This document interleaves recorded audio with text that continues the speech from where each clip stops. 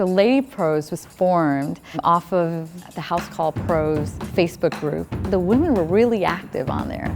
We decided at one point that maybe we should just all kind of get our own Facebook group, and we're still going to be part of the original group, but maybe all of this chatter that's going on, perhaps we need to break it off in its own stream. And through that, friendships formed.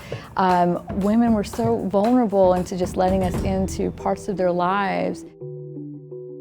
I come from a family, a very proud family, where we lived overseas in the Middle East. Dad had a wonderful job, and we had a tragedy in our household. I had a younger sister that passed away from having measles.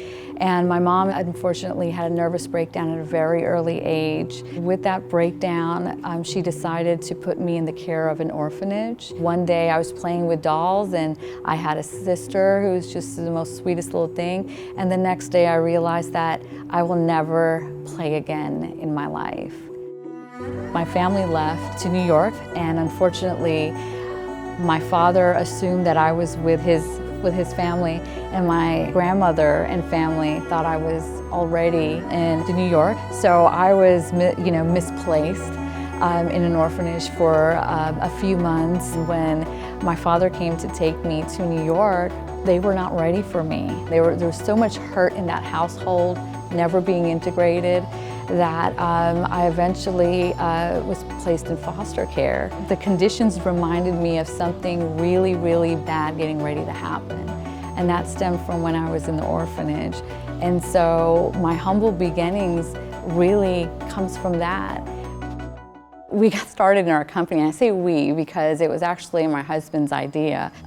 As college students, newly married, almost 9 months pregnant, he comes over and says, I'm going to start my own business. And I feel really strongly about it. So I supported him in that. So I ran the operations, I ran the marketing aspect of it. We tried to figure out how to get the company to grow. And it's just been phenomenal. I never have a bad day at work. I'm always solving people's problems, and I appreciate the technical, the mechanical piece of it.